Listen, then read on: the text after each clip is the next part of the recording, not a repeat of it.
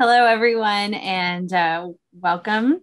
My name is Madeline Fitzgerald, and I am the manager of adult programs here at the Amon Carter Museum of American Art. On behalf of the museum, I would especially like to welcome and thank our members who are watching this evening. It's because of your generosity that our collection and special exhibitions are free and open to everyone.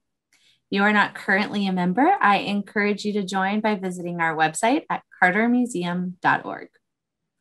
Though programming is occurring virtually for the time being, I want to remind you all that the Carter is open. We are continuing to operate at a limited capacity and require masks for everyone to enter the museum. If you haven't been to the Carter recently, I strongly recommend a visit. We have an incredible exhibition opening next month featuring the work of Vietnamese American photographer An My Le. The exhibition, An My Le on Contested Terrain, celebrates the photographer's nearly 25-year career exploring the edges of war and recording these landscapes of conflict in beautiful, classically composed photographs. In addition to the An My Le exhibition, we are opening two other shows in April, an exhibition focused on the story of American photography called Photography is Art, and an exhibition of key works on paper that the museum has collected over 60 years called An Expanding Vision. We hope you will visit the museum next month and celebrate our 60th anniversary year by exploring these incredible shows. And tonight is our third lecture in our annual spring lecture series called Experts Talk on the Carter, or etc. This lecture series purpose is to hear experts in our community talk about artworks in our collection. Our next and final etc. lecture of the 2021 season will be Thursday, April 22nd at 6 p.m. Central Time.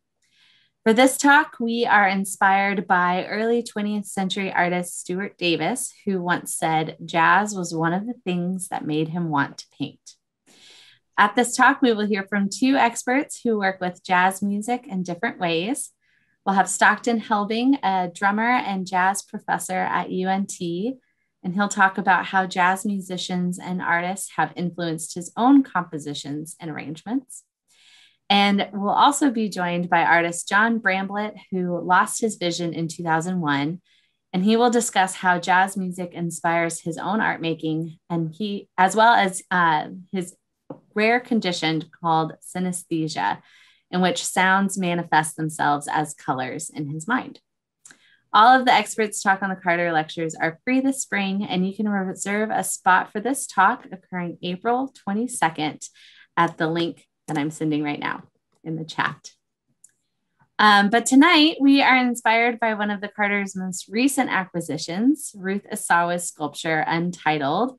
The full title is Untitled S453, Hanging Three-Lobed, Three-Layered, Continuous Form Within a Form. It's definitely a mouthful.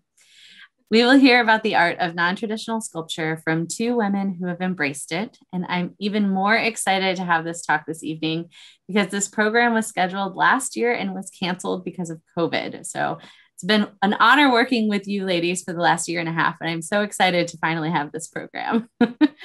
Yes. First this evening, we will hear from Amber Bailey. Bailey is a graduate of Abilene Christian University. She majored in history with an emphasis in museum studies. She's worked in the museum world, but found her true passion as an art teacher. And this is her 18th year in the classroom, having taught every grade level from kinder to advanced placement classes. An award-winning educator, Bailey is passionate about using art as the medium to help students realize their ability to make a change in our community and the world. Currently, she teaches at the Young Women's Leadership Academy, a prestigious 6th through 12th grade campus in Fort Worth. Bailey is a fibers artist who enjoys the color, texture, and repetitive motion of creating with different fibers in her art.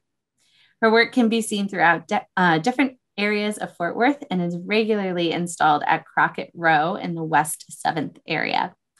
She's currently in the process of making a new piece to be installed soon next to the restaurant Mashed, which will celebrate the spring season. After Amber Bailey, we will then hear from Carmen Menza, an interdisciplinary artist whose practice spans video, light-based work, music, and immersive public art installations. Menza received her BFA in jazz guitar performance from the University of North Texas. After college, she worked as an editor, a graphic designer, and director for clients all over DFW before becoming an artist full-time.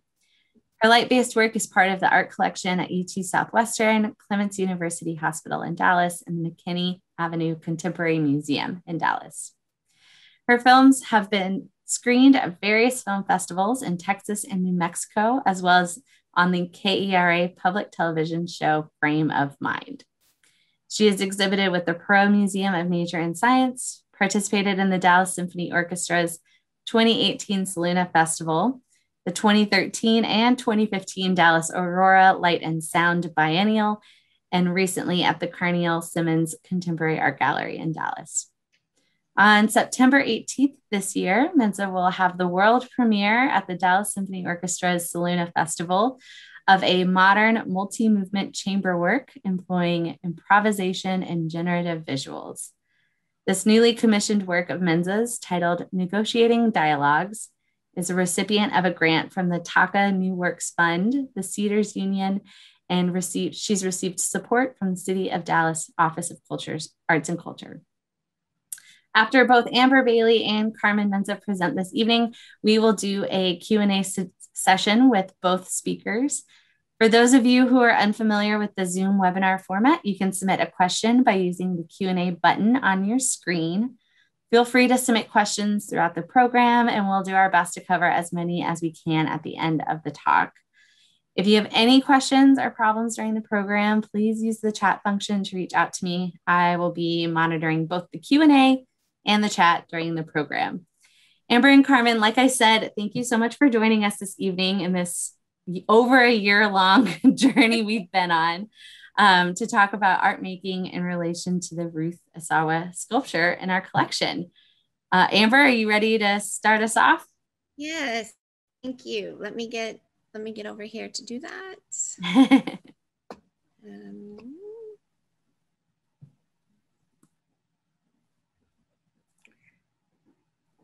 Okay, share screen. And here we go. There we go. There we go. So that looks right? It looks great. Okay, so go.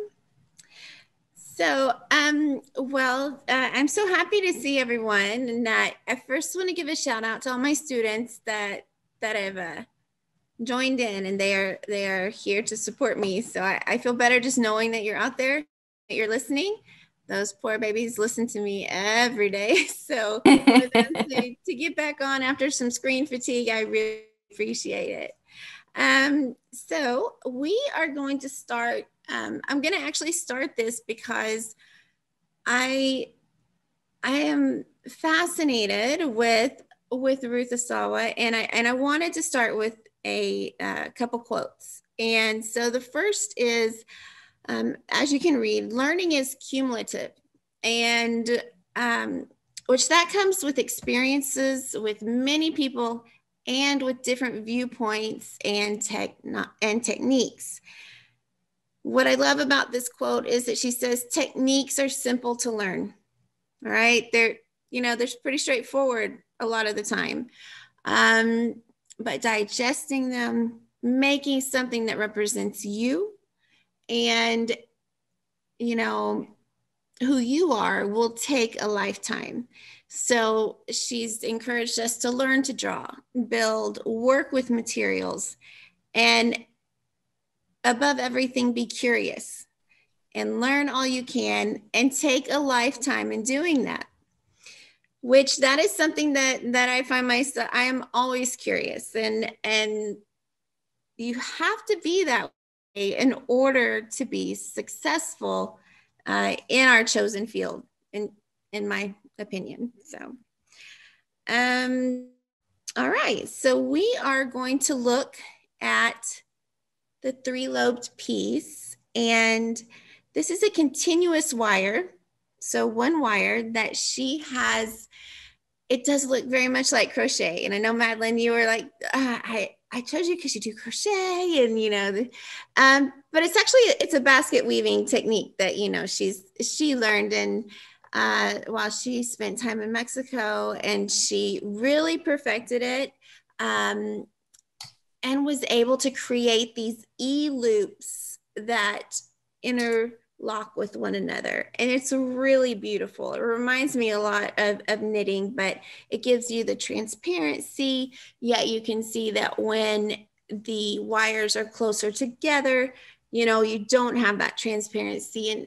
And it's just absolutely stunning and simple, yet deceivingly simple. That is not an easy thing to do, which she has done. Now, this hit home to me, where it says that you make a line, a two-dimensional line, and then you go into space and you have a three-dimensional piece, and it's like drawing in space. That resonated with me so much, because what I tend to do is take a piece of yarn and I paint with the yarn. I can read a pattern. I despise reading patterns. It is like not my thing. Do not like it. I'd rather chart my own course and just like figure it out. But it's kind of one of those things that I'm able to just see it in my head. And what I love about taking a piece of yarn is that traditionally, we think of it as something to create clothing or blankets. And a lot of times people are like, why on earth are you using this? Why are you not making, blankets or what? Sometimes people are pretty hard on your choice of subject matter. And I don't have anything to say other than, well, I can take this material and I can do so many different things with it. I can build with it. I can draw with it. I can paint with it. And it's just one knot after another. And to me, that is absolutely beautiful and fascinating. And it never gets old, because you're constantly moving your brain trying to make it work. So I was not always a fiber person. In fact, I up until 2010, I was like, I have all this yarn in my classroom and I need to get rid of it. Like I was like, it's taking up space.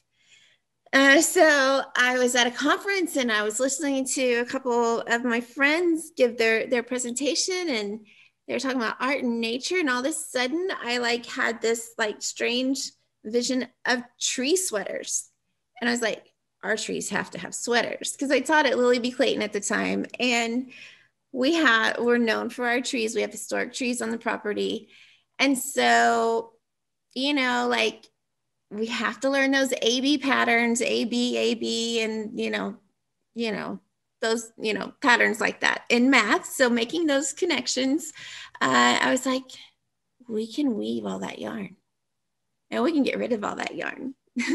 Little did I know that yarn was going to bring me into this life of loving fiber. And so now I find myself sleeping among the yarn instead of trying to get rid of it.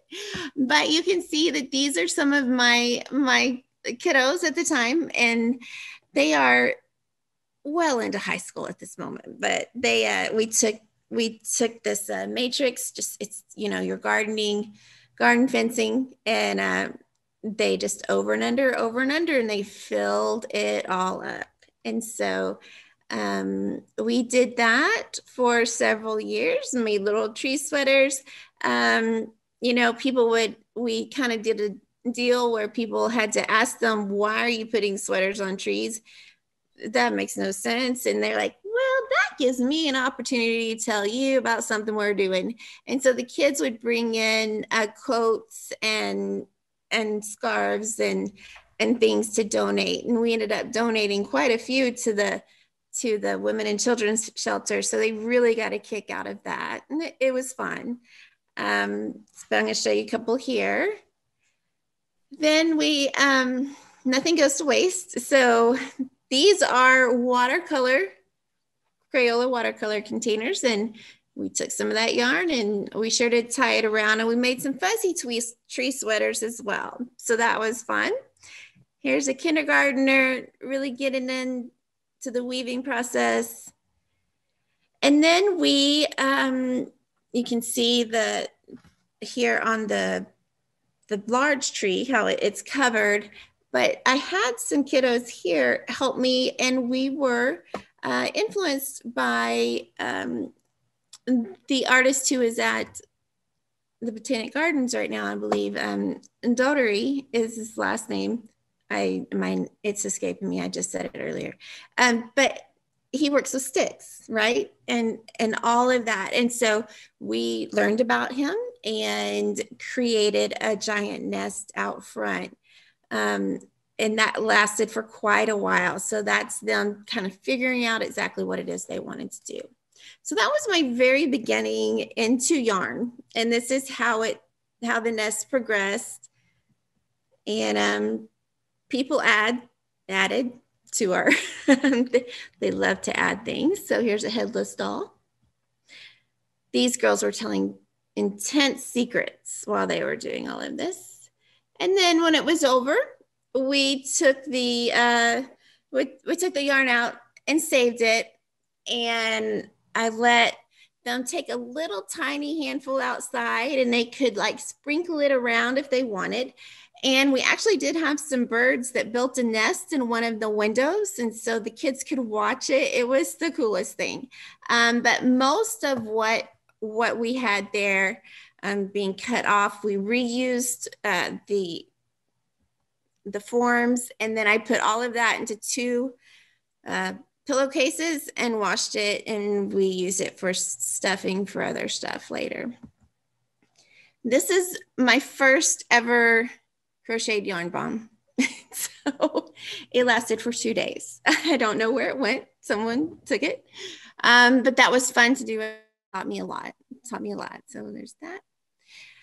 Then one of the things that I really appreciate, and I also appreciated about looking at Ruth Asawa's work, is her emphasis on involving her children and her involvement in public education and the importance of it.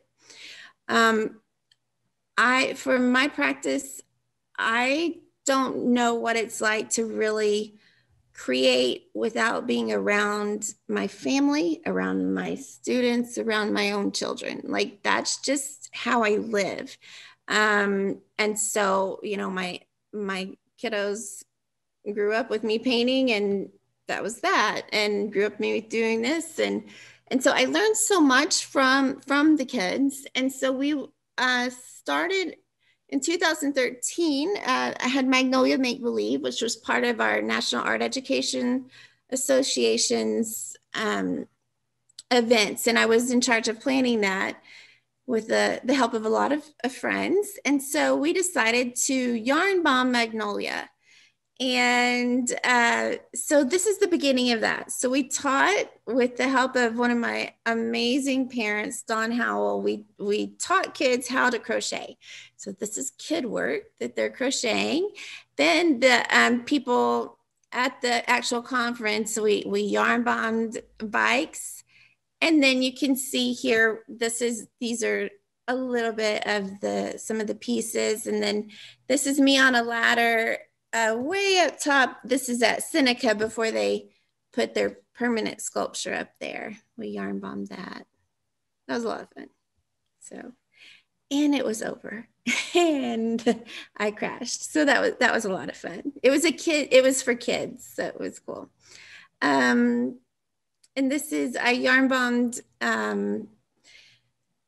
for Fort Worth, Texas magazine. I yarn bombed the photography studio. So that was fun. And then I just started doing covering things, you know? And then I started experimenting. And so this whole idea of taking a piece of wire from 2-dimensional to 3-dimensional and really working with it and pushing the boundaries of that started to happen about at this time. So I was really looking at okay, what can I do? How can I change the fibers? And so this you can see is part of it is acrylic, part of it is wool, and it's been felted. I learned how to spin. This is my first skein. I learned protection. So these little things are terrible for kiddos' knees and their shins. So I made a whole bunch of little socks. Then I started trying to figure out, okay, can I actually really, really paint with the yarn? And so this is part of a dog that was one of my friend's dogs. And so I took the picture and I started really trying to do that. You can see I also like just, you know, practicing, just doing stuff. And then I started to do more 3D. So this is a bike rack. I promise I thought that I silenced those. So this was for clear fork, and you can see how I've started to add some three-dimensional items in there. It was a huge tree. We had to get on ladders. It's my stepson, Cameron. He's way larger. Part of what I enjoy about the yarn bombing community is that it's small and not terribly small, but it's small enough that people reach out to one another. And it is a very kind and giving community. So this is a yarn bomber who goes by the name Yarn Bomber. And he asked for people to submit work so that people would go outside and see things that they have to offer in California. This was Boulder number 13, and I created the majority of the pieces that covered that boulder. So you can see that there. There's the boulder. Then I was able to collaborate with another, and you can see here I'm starting to do more. And this is at the Springfield Museum of Art. So I have several things in there as well. Now, this is where I started going into 3D. And this is going to loop back around, but I started needle felting and creating nests. And I was very, very interested in nests and in how magpies collect, and how birds and animals will bring you gifts. And so I'm constantly was on the lookout for these little interesting things. There's all kinds of stuff in there. This was a fast and undercover yarn bomb that we did in Burleson because it was around Christmas time, and you know, I have to do it quickly. And yeah, can't always admit that I did it. So, but I did that. And it was a long time ago, and it's no longer there. So, but anyway, it was cute for the moment. It was a candy cane. This is a game changer. So this is a knitting machine. I can knit, but I am slow. I am a super fast crocheter, but knitting, no. And so now I have two of these machines. It's called an Addy knitting machine. I have a couple different sizes. The best part is they now create a 3D attachment that is 3D printed, and you can attach your drill to it, and it's super fast. It's awesome. So that's one of my go-to tools. There's another nest. And then I was able to work with the Prairie Fest and create a large nest. So my students helped me. And this is the nest that we created at Prairie Fest. And like this guy, it was so much fun. People getting in it and just like chilling, and it was a lot of fun. So that was there. And then I just do random fun things. It has to make me happy. And so if I'm not happy, I'm not gonna do it. But this is something we did for a restaurant I used to eat at all the time. Here we're covering a tire, and you can see this is my niece and my nephew, and this is in my parents' yard at home, but they love it. Here's my husband, Eddie. We did these little yarn bombs on Magnolia just real fast before we went to eat. And I like to attach toys and different things inside of them, so it's not just totally straightforward, boring. After I left Lily B. Clayton, I went to the Young Women's Leadership Academy and decided that year, which was 2015, 2016, one of my goals was to actually be able to use a basket truck. Like, I don't know why, it just, that was a goal. I knew I had to have a basket truck. So I looked at the building, and it's 4 stories high.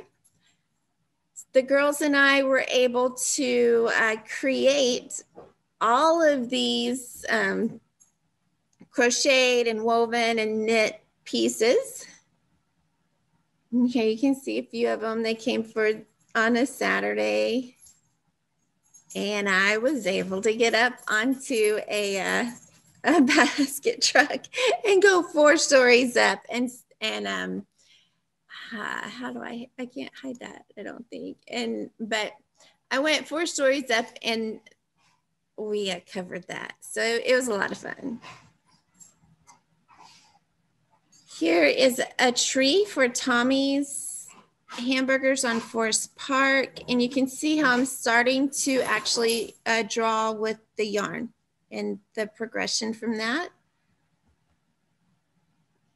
And then this was my first adventure into Crocket Row. So I'm going to play this real fast. Steel sculpture has been transformed. Acrylic and wool and alpaca. This type of art is called yarn bombing. Bailey has wrapped it in a summer sweater, softening sharp lines inspired by nature. Literally paint with yarn and build things out of yarn. She builds sunflowers and streams and clouds. It's just a green form. Artist and art teacher who turned to yarn a few years ago. Drawn to the beauty of a medium that can move with the breeze. There's probably at least 100 pounds of yarn in this. Yarn can be touched and experienced by admirers. It took 2 weeks to create. It's the biggest project she's ever been tangled up in. Yes. Piecing it together right on the plaza in front of people. It's really cool. It's a really neat installation. Well, I can't throw a button on a t-shirt, so I'm overall impressed. Because even in summer, there's comfort in a warm sweater. Yeah. As long as you don't. I don't know what. don't get tangled up. Maybe I don't know. But wool and alpaca. This type of art is called yarn. Okay, so that was the first one that I did there, and I've done several since. One of my favorite ones was for the holiday, and this was a gingerbread man on a pan. And I don't know if y'all remember that from way back in the day. I always remember it in my grandmother's Southern Living. But you don't want your gingerbread man to get stuck. And so I covered this with that. And just real quickly, this is, I do have to do upkeep on them because people love to hug them and touch them, which is fantastic. Like, I totally love that. But I do have to go and do some upkeep. And so that's that. I wonder why it said that. And then they come down. And when I say hundreds of pounds of yarn, I mean that. It's very heavy. It's very heavy. But I keep it all. I wash it, figure out how to reuse it. You can see here, these are people having fun. So this is one that I did for the food court that they had. And here's one for TCU. You can see how this has started to become more Super Frog is 3-dimensional there. And then last year I started a 1 yarn bomb a day. And so that lasted all the way up until we had, you know, the COVID shutdown, and I started making masks. So I got quite a ways. I got over 100 made. You can see here, these are 3-dimensional forms. Another 3-dimensional. And of course, I work on it with my students as well. And so I'm teaching them how to make art. And these are some of the pieces, how to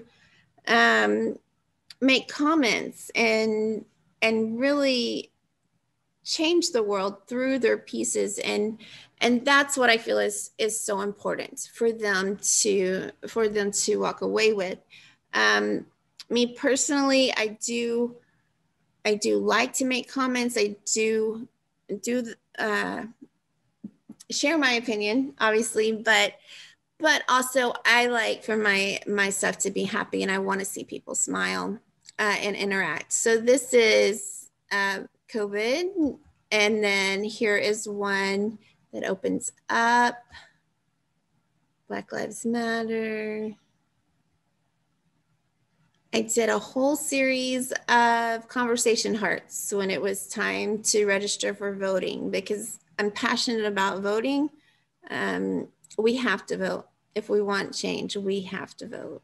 And so that's something that I'm always, well. Then I just did lots of things that just made me smile, made me happy. So I go around and just quickly put them up. So everything was removable, but yeah. So, and then the last yarn bomb I did for Crockett Row at the moment is about Fort Worth. And so here I'm eating some really good hot box breakfast food, and you can see that, you can see that right here. This is from the Lancaster Bridge, and I'm creating that.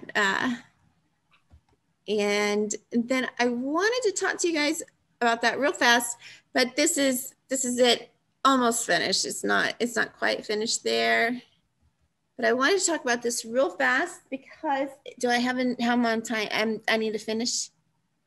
I'm good. Okay.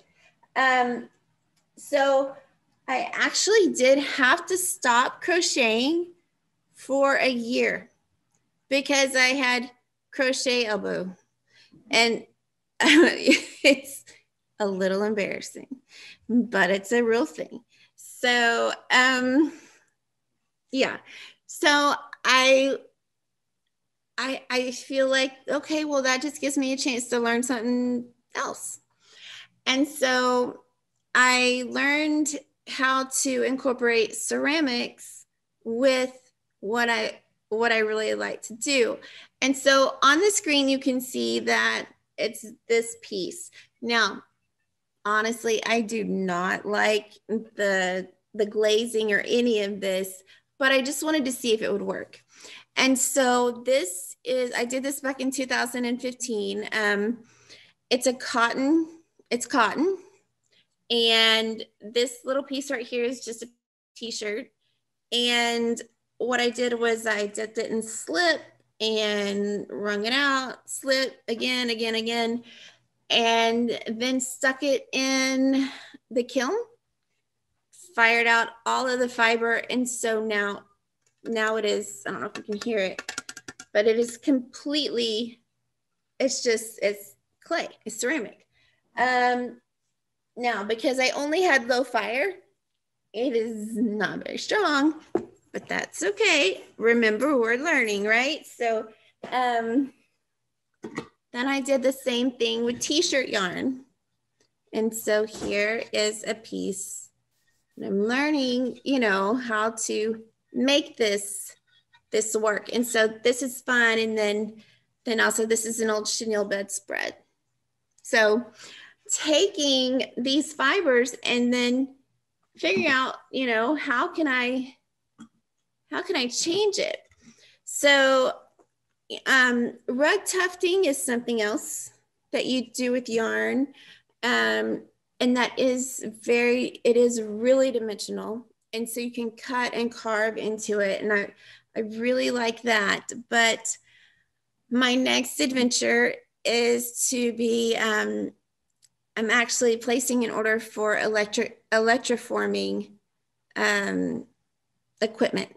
So I can take these things, right, that I create out of yarn and then form them and plate them with metal. So I am really excited about that. Like that's, for me, I've been thinking about this for several years and I've decided, yeah, now's the time to do that. So That's cool. That's where I'm going. Yeah.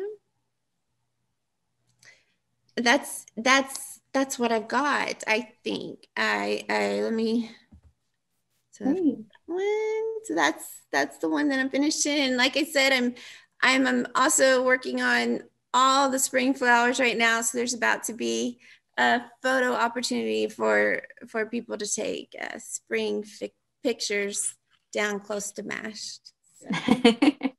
Thank you so much, Amber. I can't wait to see the finished product soon. You'll have to let me know so we can go check it out. I sure will. All right. If you want to stop sharing your screen up at the top, and then Carmen, you'll be able to start yours.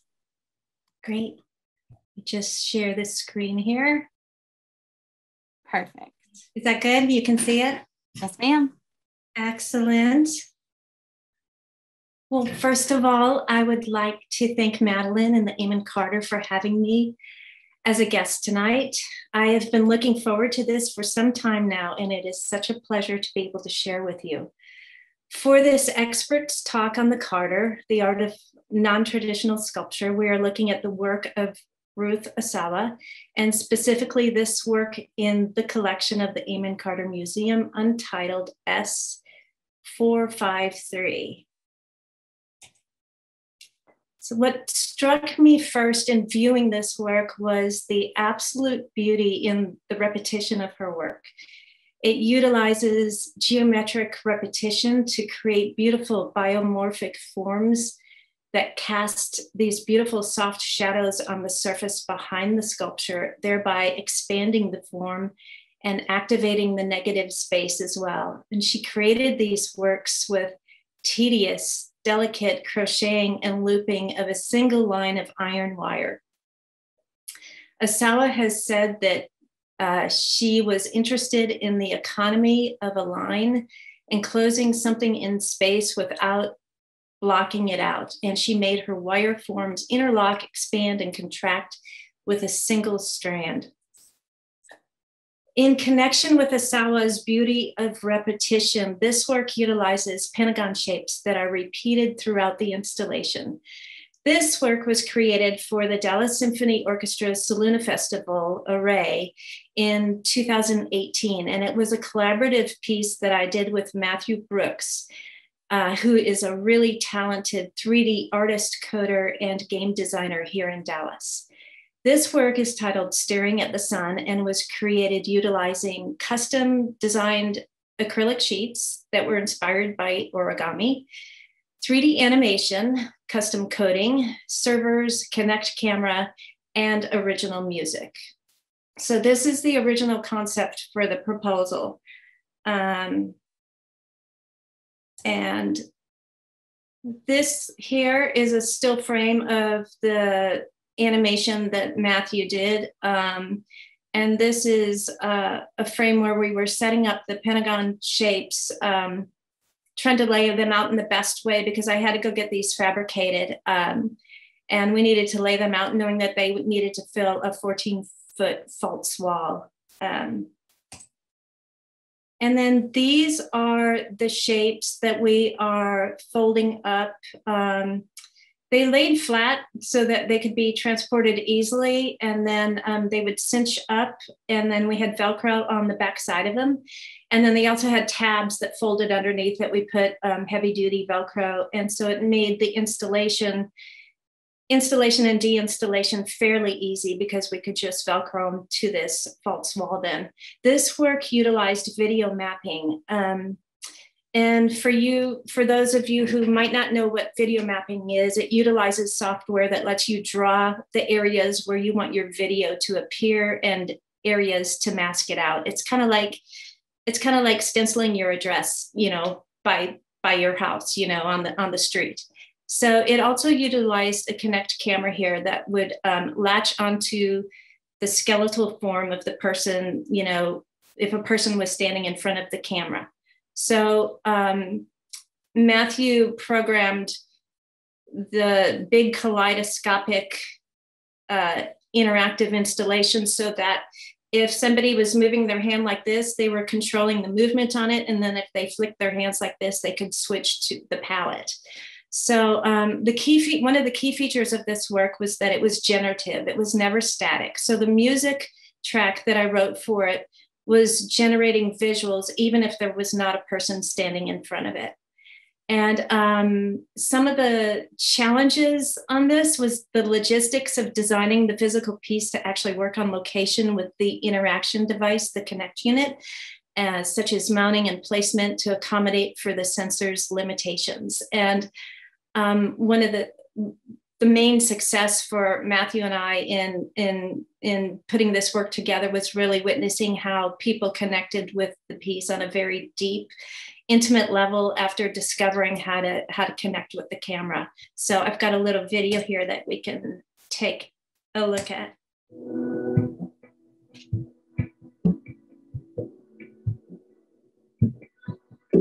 So this is a time lapse of us putting this together.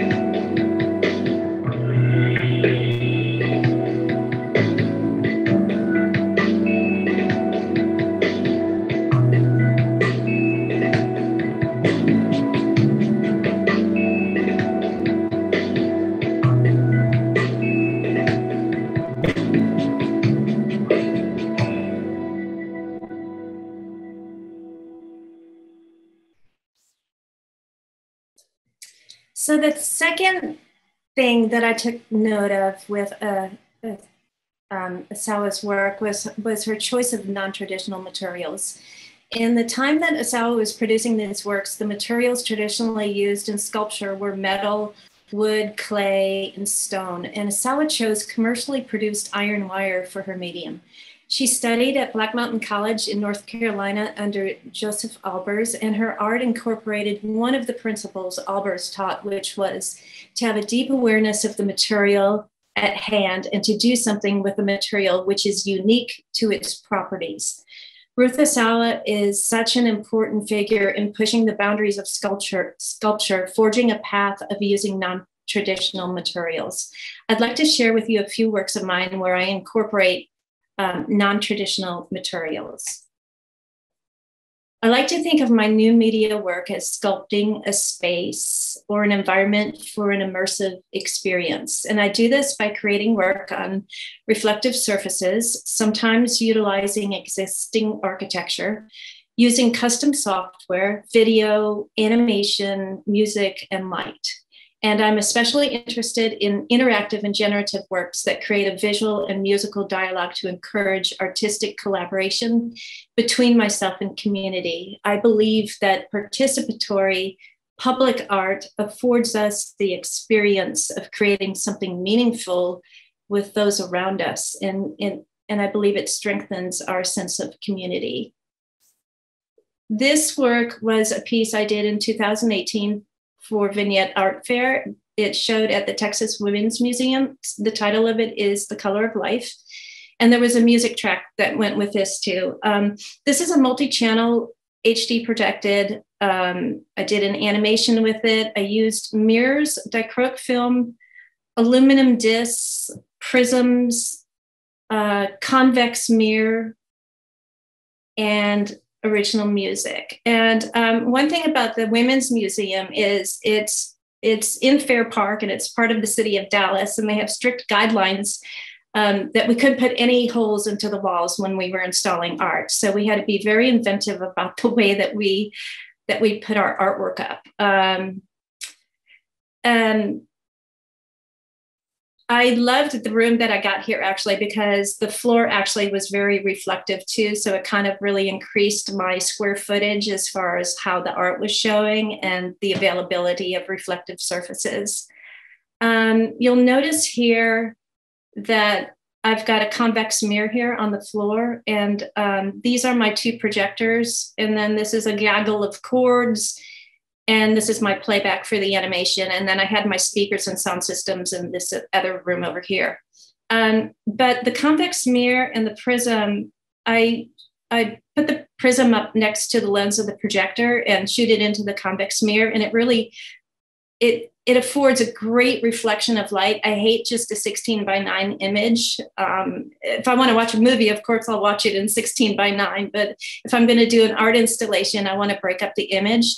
And the prism and the convex mirror just really afforded that and filled up the room. So, and this work is titled, this next piece was created for Aurora Light and Sound Biennial and the Perot Museum of Science in 2018. It was a collaborative work that I did with Joel Olivas, who is a talented projection mapping specialist and VFX and interactive artist here in Dallas. This work is titled The Velocity of Light, and it was created utilizing the existing hexagonal architectural elements that are in the Perot, animation, 2 projectors, a server, and video mapping software. So if you've been to the Perot, you're probably familiar with these gem and mineral architectural structures that are on the wall. This is in the Lida Hill Minerals and Gems exhibit on the 3rd floor. They usually have just a spotlight with, colored light on them. They're pretty.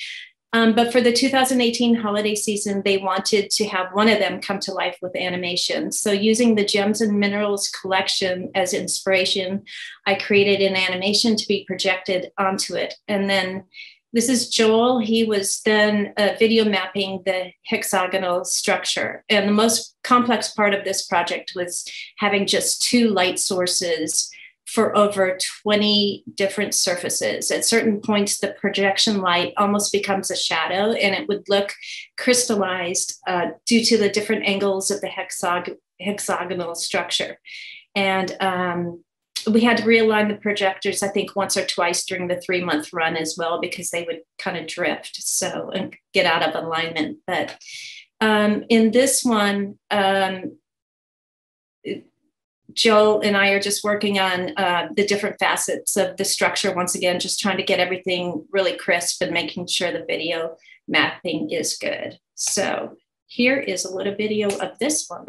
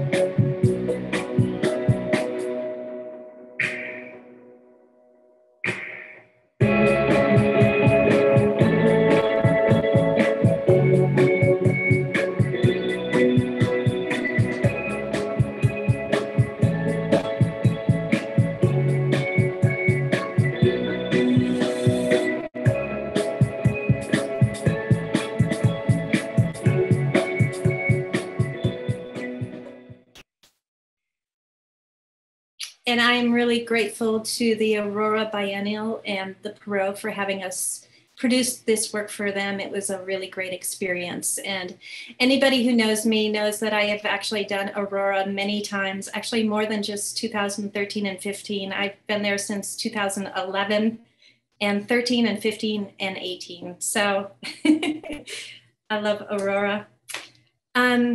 In Asawa's work, the third thing that I took note of was her use of lightness and transparency. The looped wire sculptures that she created challenged the conventional notions of material and form through their emphasis on this lightness and transparency. And these ideas were new in the realm of 3D sculpture because traditionally, sculptors at that time chose to emphasize mass and volume in their works, and they generally fabricated their works by mechanical means. So I've always been drawn to the concepts of light and space in my work. And earlier in 2020, Sherry Hazlip Interiors asked me to create a custom skylight work for this residence. She wanted to harness the light and bring a utopian rainbow and a journey of colors to the space. So the skylight itself is 43 inches by 48 by 8 inches deep. So this was the room before we started, and it's the sole source of light in the room was the skylight. And Sherry referenced monumental artists like Peter Erskine and James Turrell, which made me quite nervous. But I saw this as a really great opportunity to do something unique and special, and something that would certainly stretch my creative abilities. And she had 3 requests for this art installation. She wanted to still be able to see out of the window. So if a plane flew by, she wanted to be able to see that, or a bird. I couldn't cover the whole thing up. She wanted to flood the room with the spectrum of colors, and then she requested that it also be activated at night. So these are some of my initial experimentations with materials. In these shots, I've taping up various elements up into the skylight. And I would come at various times of the day and take notes on how the materials were reacting to the sun. And these are more experiments. And this here is Dichroic Glass. And if you don't know what Dichroic is, it's a product. The film is made by 3M. It changes color depending on the viewer's angle and lighting. And modern dichroic glass is available as a result of materials research carried out by NASA, who developed it for dichroic filters. However, the color changing glass actually dates back to at least the 4th century AD, though only a very few pieces, mostly fragments, survive. Dichroic material is a modern composite, non-translucent glass that is produced by stacking layers of glass and micro layers of metals or oxides, which give the glass shifting colors depending on whether it's refracting or reflecting. So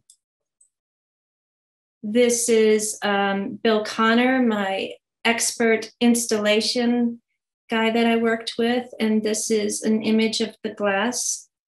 And these are more images. As the sun traversed the sky throughout the day, it brought a brilliant palette of colors to the space, and the room became a living, breathing organism as it pulsed with light throughout the day.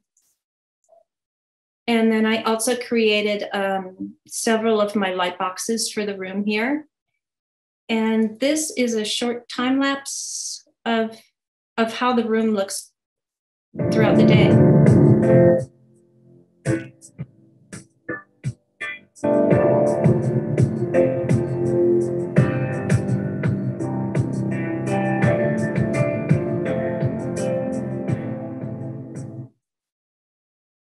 So that's that. And then one more project that is coming up. So this is one more non-traditional approach to art. These works on the screen are a couple of my paintings, oil and canvas. This fall, I will be premiering a work with, in conjunction with the Dallas Symphony Orchestra. It should have been part of Soluna Festival 2020, but it's been postponed. and also the Cedars Union. So it's going to be at the Bodecker building, which is at the Cedars Union, in the Cedars Union neighborhood. So this is going to be a generative performance. I've got screens. These screens are like 30 feet long on each side, and the performers will be up against the screens. Inspired by technological advances in communication and man's desire to dialogue with one another and machines, this new work explores visual and musical dialogue in the world of generative animation and remixing. So what we're going to do is we've written a 45-minute chamber music piece, and the musicians, as they play the first movement, they'll play the first movement, and then there'll be a little interstitial in between the movements, and I'll have some text that I'm reciting. And then as the musicians move to the second movement, they're going to hear elements of what was previously played. The elements will be cut and paste from what they played in the first movement and then copied back onto the timeline in the second movement. And they'll be retrograded and filtered with various, filters and stuff, reverb. And my collaborators in this piece are Carmen Menza, who is a composer. He's also my husband. Eric Farrar is the Associate Dean of Undergraduate Studies and Associate Professor of Animation at UTD. And then Joel Alibis is my VFX artist and projectionist specialist. So what I wanted to show you here about this, though, is that the animation, the bespoke animation elements, visuals that are going to be on the screen, we're going to take, this is just a little test that we did. We took the paintings, high-res images of them, and Eric Farrar, this here is a low-res version of it. So he converted the colors of paint to a weight map, and then he used that to deform or extrude them on the Z-axis. So like I said, this one's a low-res version, and then I'll show you a high-res version in just a second. So you can see that he's defined this, the depth of this defined by the colors of the painting to begin with. And then he did an overhead shot of it. This one's the high res. Isn't that beautiful? I love that. It's really gorgeous. So images like this are going to be on the screen as we perform the piece. And we're looking forward to that and thankful for all of the support from everybody on that.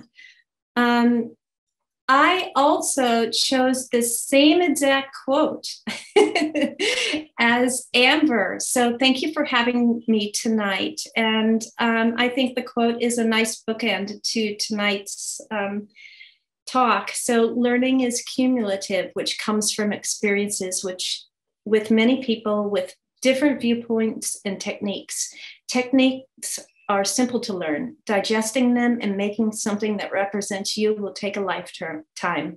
Learn to draw, build, work with materials. Above everything, be curious. Learn all you can and take a lifetime doing it.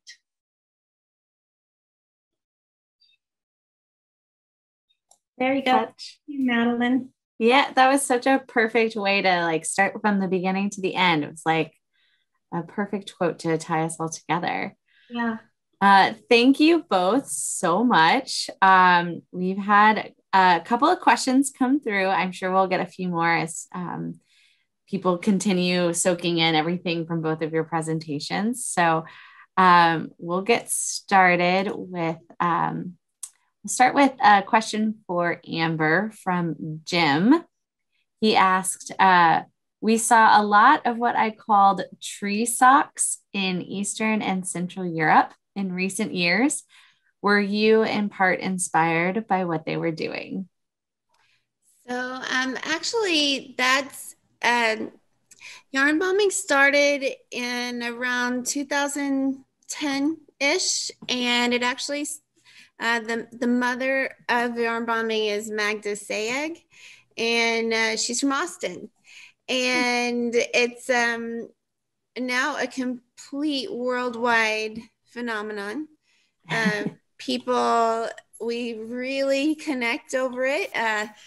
Had COVID not existed, I would have been able to go to Italy for their yarn bombing week that they have there in Trevino, and it's just a great community to be involved in. Anything that has to do with fibers or, you know, any of that, you generally find people that, you know, you want to be around, you know. So very giving community.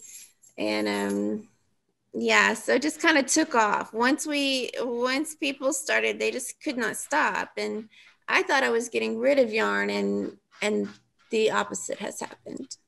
So. I have another kind of slightly related question for you, Amber.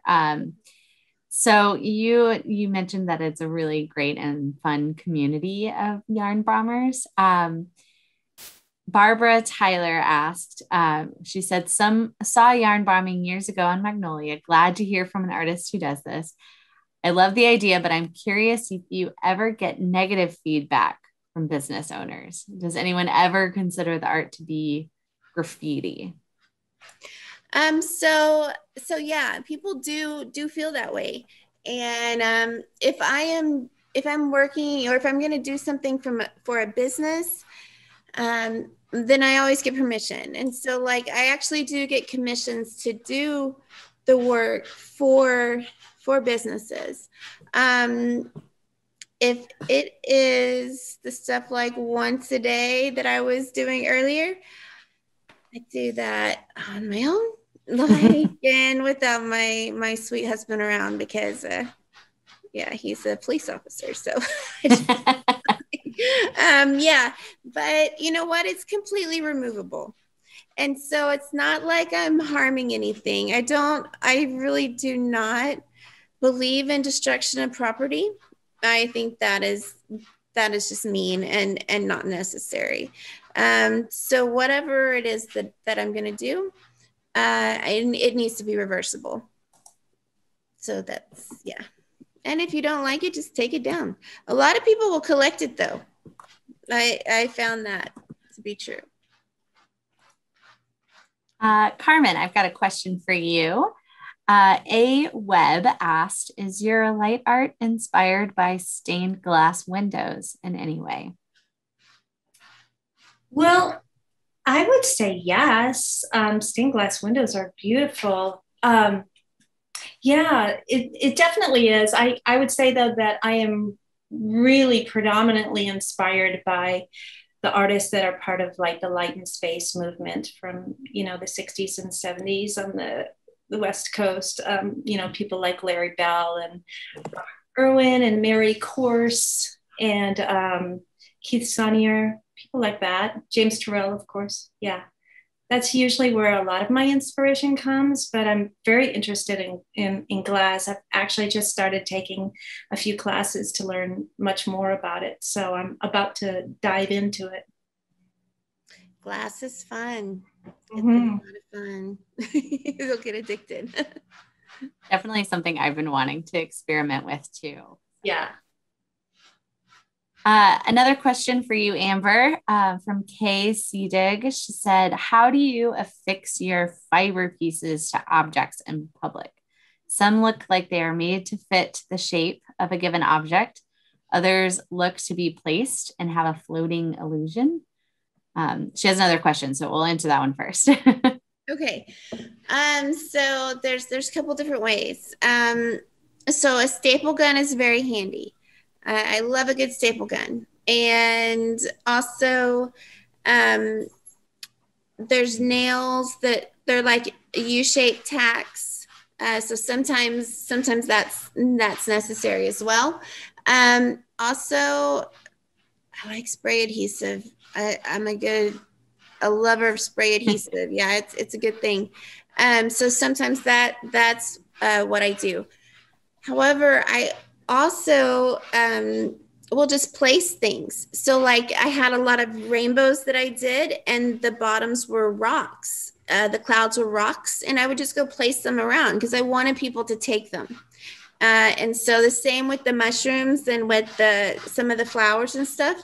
I wanted people to take those. So I would create them in such a way that they were movable. Yeah.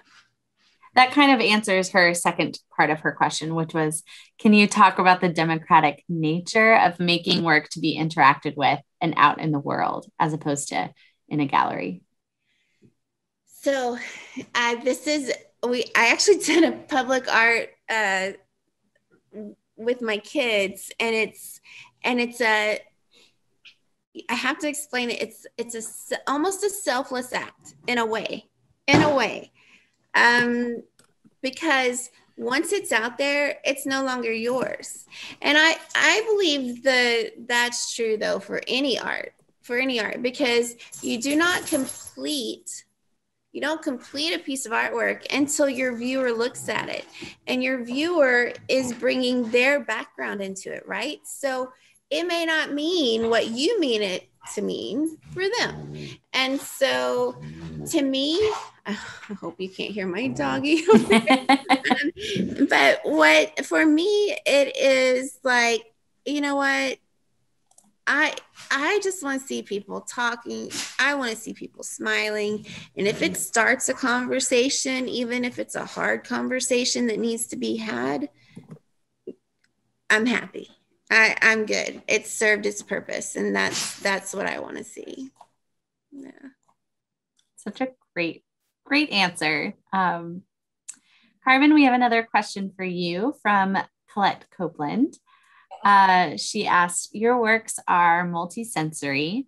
I'm wondering if you think about engaging viewers in a synesthesia experience, meaning that auditory responses can trigger visual responses, or a visual experience can trigger an olfactory response, etc. I haven't thought about doing an olfactory one quite yet. But I do like food, so maybe that will be the next thing. Actually, Aurora 2015, that was done at Clyde Warren Park. It was a big installation that we did there, and the concept for Aurora that year was synesthesia. So we based our work on synesthesia for that. And actually my husband has synesthesia. So he actually sees colors when he plays like a D minor, sharp 9 chord. He sees colors with different notes. So it was kind of perfect for that. So yeah. So cool. I can't wait to learn more about it at next month's Experts Talk on the Carter. Real thing.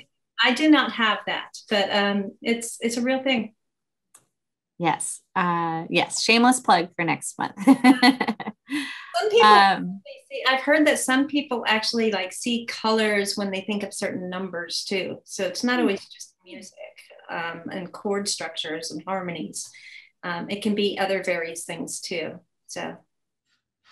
So fascinating, because my brain does not work like that. Although I think it would be more fun out in the world experiencing life like that. Yeah. Okay, we've got one more question. Oh, we just got another one in.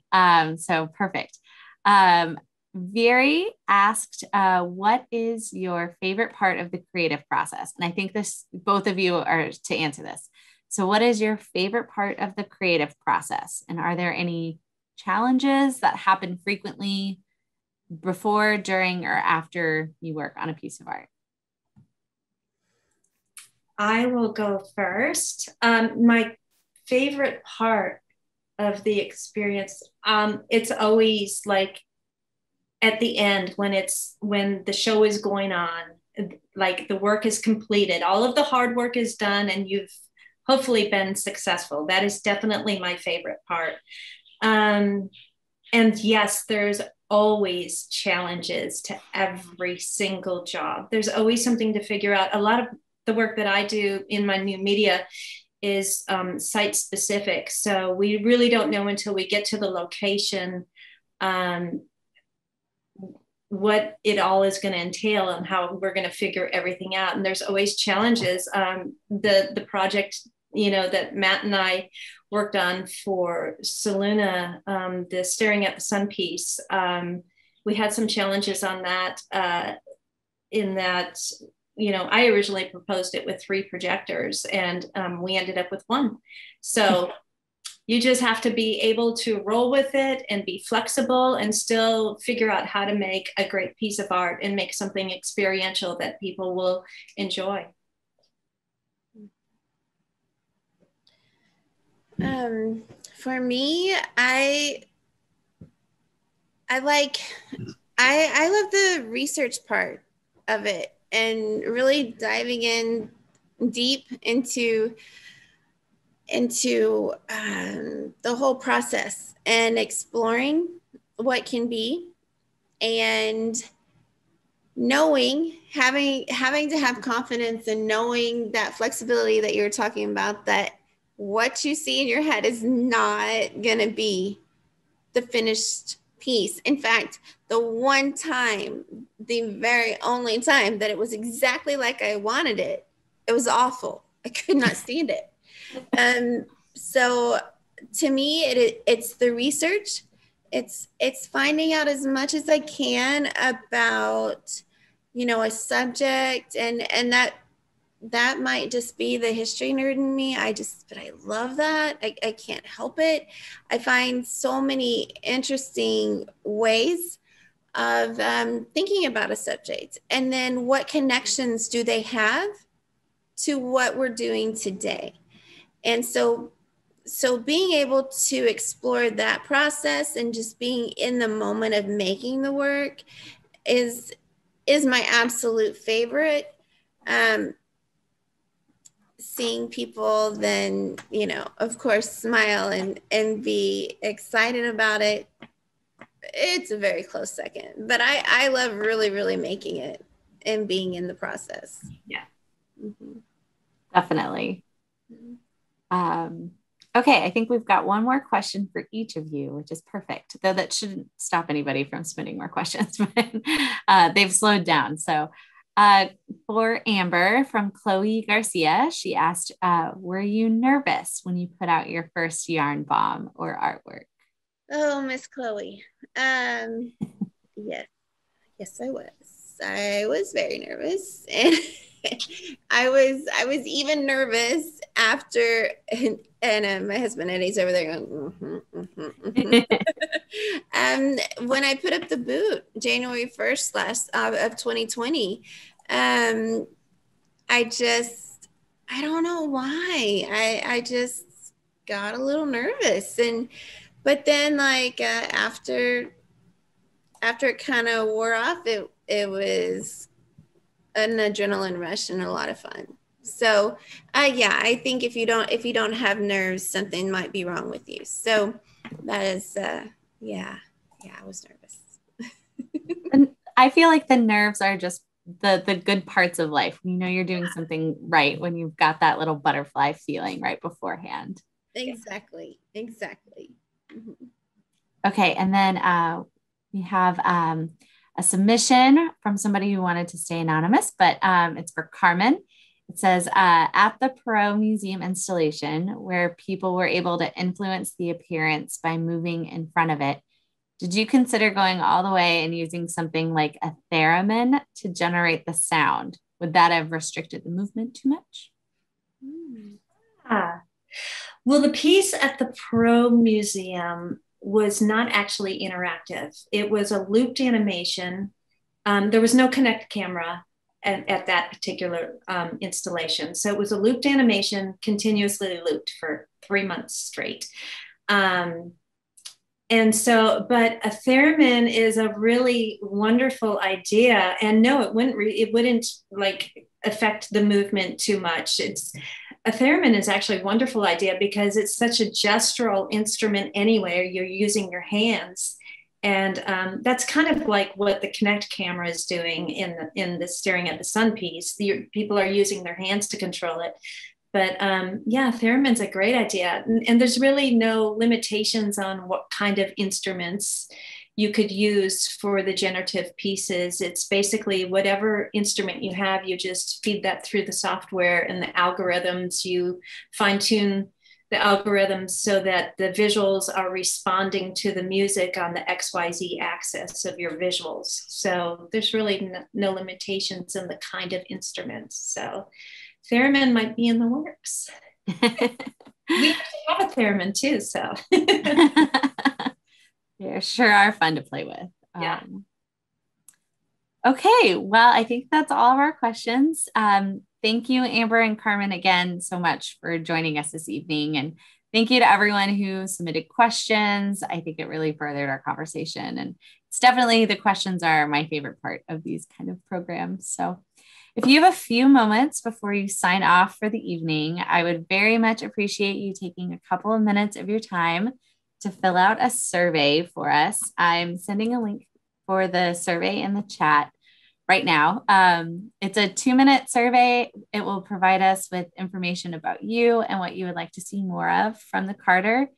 If you filled out the survey at another program earlier this year, that's not a problem. We're doing it for the whole year. So we still want to hear from you this time too. Your feedback is going to help us plan future programming and potentially acquire grant funding as well. So again, there's a link in the chat, but you'll also receive it in an email tomorrow morning. So we really appreciate you taking the time to share some information about you. And we hope to see all of you in person at the Carter soon. And we'll have many more events virtually in the next couple of months. So please join us again. Hope to see you next month at the next April 22nd Expert Stock on the Carter. Thanks again, everyone. Have a nice night. You too. Thank you so much. Thank you.